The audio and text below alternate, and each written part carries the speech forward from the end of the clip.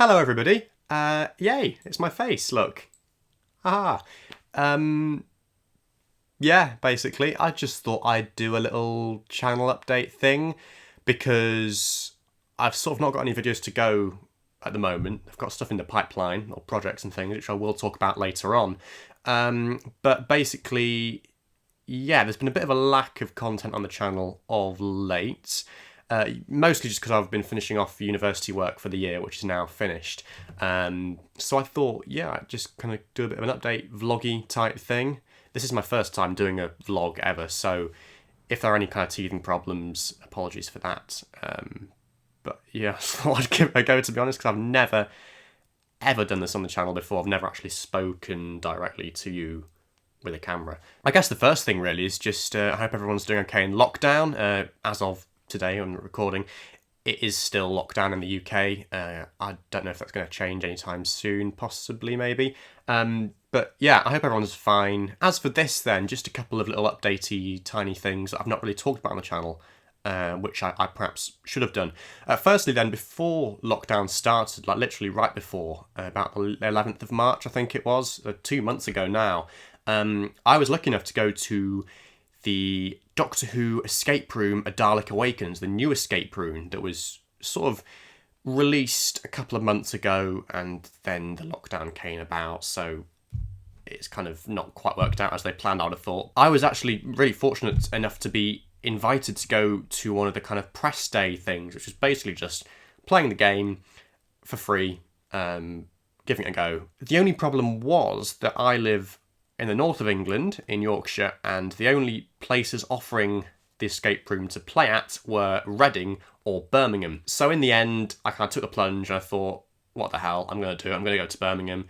It was 4 hours on the train each way, but it was worth it. And as I say, it was right before the lockdown started, so I'm kind of glad I did it now, because it was like the last chance I've had in a while to just have like a day trip and to, go on trains and travel and stuff, which is obviously something we can't do at the moment.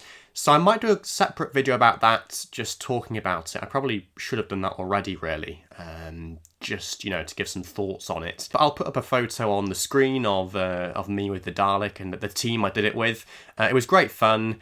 And well worth the trip. And so that was just before lockdown, as I say. Then we've had these live streams with Miles and the one I did myself. And as I say, I've been kind of busy with uni work in the past sort of month or so. The final deadlines for my second year at university, and obviously with the coronavirus and everything, and then we had lecturers striking before that, so there's been very little contact time, to be honest. But it's basically just been a case of getting on with the stuff by yourself, so writing essays and things. And the reason I'm talking about that in this video is because a quarter of my final assignments, i.e. 1 out of the 4, was actually about Doctor Who. It was about the Timeless Children, which I was really pleased to do, actually. Just a bit of context then, I'm studying on an English literature and creative writing course, so 50-50 between the two, analysing texts and writing texts. And essentially in the second year then we've had this module which is called the Theory and Practice of Criticism, or something like that, I think, which is basically to do with literary theory, cultural theory, lots of big ideas that you can kind of take and then apply to whichever text you like, be it fiction, prose, poetry, even films and TV, which is brilliant, because obviously I kind of got all this knowledge of Doctor Who up in my head. And it's just like, yeah, I can finally use it for something good. Prior to this, I've done 2 other assignments on Doctor Who. In fact, for the whole of this module, which is, as I say, a quarter of my assessment for the year, a quarter of the course for the year, I've written about Doctor Who. So there was firstly ideology in the Pyramid at the End of the World with the monks, a perfect fit. You're looking at kind of issues of consent, how consent is manufactured, how people are kind of coerced into becoming subjects through hailing, basically, kind of giving up your freedom.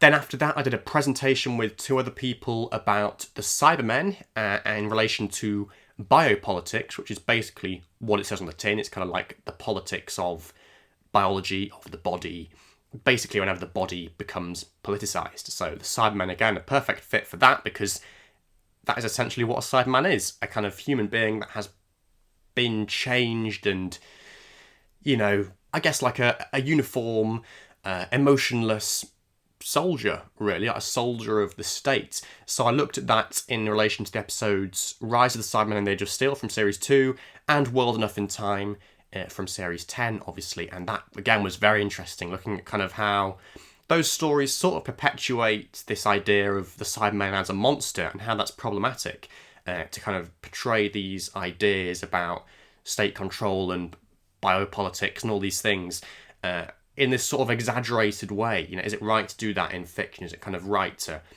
sort of trivialise those issues a bit by personifying them as a monster? And then the final one, like I said, was The Timeless Children. It was a 4,000 word project we had to do for the end of the course. And basically we could just pick any theory or critic that we studied on the course and apply it to whichever text we wanted to, or a group of texts, so long as we could kind of get 4,000 words out of it. And so obviously The Timeless Children had only aired on the 1st of March. It's still only about 2 months ago. So I was kind of cutting it a bit fine in that sense by picking a text that's very, very recent, and obviously no one has kind of written about it critically because it's only 2 months old. But there was one essay we'd looked at on Critic which I thought would be a perfect fit. You know, when I was kind of brainstorming for what to do for this project, I just kind of thought, oh yeah, that would be a perfect fit for The Timeless Children. That's like a match made in heaven. The critic in question is called Hélène Cizot. She's a French-Algerian feminist critic, still alive today. And it was her essay Sorties, which was the kind of main thing I put The Timeless Children in dialogue with. And there's some really interesting stuff there. I mean, just to read out a couple of quotes that I put down on Twitter about this, hopefully you'll see what I mean. So for Cizot, woman is a traveller in unexplored places. She does not refuse, she approaches not to do away with the space between, but to see it, to experience what she is not, what she is, what she can be. And that is basically just a description of the Doctor, right? I mean, a traveller in unexplored places, and this whole idea of the Doctor and the Timeless Children kind of being reaffirmed as this being that can be anything. There is no invention possible without there being in the inventing subject an abundance of the other, of variety. Whole populations issuing from the unconscious, and in each suddenly animated desert, the springing up of selves one didn't know. When I kind of returned to that quote, having watched The Timeless Children, I kind of thought, oh wow, it's literally like the springing up of a self the Doctor didn't know in the form of the Ruth Doctor, the fugitive Doctor, and all these kind of redacted memories of her past. This whole kind of idea that the Doctor was all sorts of different genders and races and whatever. She was like this kind of beacon of possibility. And then the Time Lords came along, kind of conquered and appropriated the Timeless Child, like a kind of colonization sort of narrative thing, and basically just turned her into like a white male for 12 lives. And all that kind of difference and abundance of otherness in the Doctor has been repressed for all this time. So my project was kind of looking at how that works, if that makes sense. I will do a separate video about it, I think, probably, because there has been a bit of demand for that. But I'll probably wait until it's been marked first, you know, just in case. But there's that, and then the two other things I did as well, about the monks and the Cybermen. Yeah, if there's demand for it, I'll definitely kind of convert them, adapt them into video essays. That would be really interesting, I think, if there's the audience for that. There was also another way I kind of shoehorned Doctor Who into my uni assignments for the end of the year. So for creative writing, there was a 3,000 word portfolio we had to do for a module about landscape and place.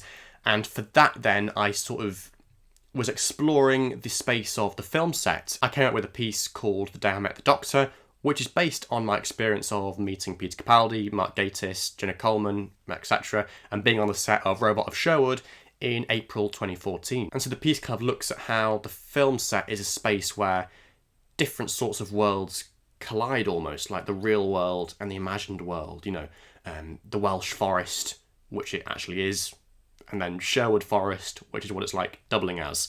So again, that's something I might maybe share online at some point. I don't think it would work as a video because it's like a kind of written thing, but yeah, maybe if there's demand for it, I'll see about putting it somewhere. In terms of future things then for the channel, I've got a little project in the works. As always seems to happen kind of when summer rolls about. I was thinking about this, and for basically every year I've run the channel, I've done a little project over the summer. Things like last year I did loads of history of Doctor Who videos. The year before I did the best of Doctor Who in the run up to series 11. The year before that, I think I did loads of top 10s, and there was one year when I did like a classic review series looking at stories from each Doctor. So there's definitely a precedent for that, and this year should be no different. It's a slightly smaller scale project, though it could evolve into something bigger, I suppose. And the idea basically is to look at the music from Series 11 and Series 12, Sega Akinola's stuff, and the little motifs that people might not have picked up on, and just really sort of drawing attention to that, because I'm someone that's listened to the music from Series 11 and 12 quite a bit. I think I'm quite familiar with it, and there are motifs that I've picked up on, like the companions' themes. There are people that don't realise that Ryan, Graham and Yaz each have a little motif which kind of follows them about throughout the episodes of Series 9 and 12. So, yeah, I just kind of want to share my appreciation for that, really. So it's going to be a little series called The Music of Who, I think. 3 videos looking at each of the companions' themes from Series 11 and 12, so Graham, Ryan and Yaz, looking at how they're used, when they're used.